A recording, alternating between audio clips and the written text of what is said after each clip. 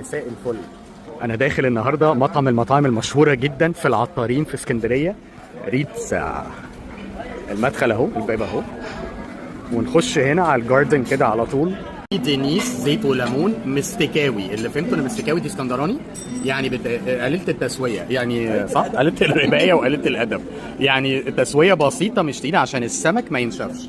دي بقى الدينيس ببطاطس كريمه، جميله جمال غير طبيعي، تهبل تجنن.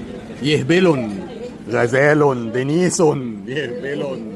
بقى الموسى اهي معموله بالزبده مع جمبريايه، موسى بالزبده باتر فلاي.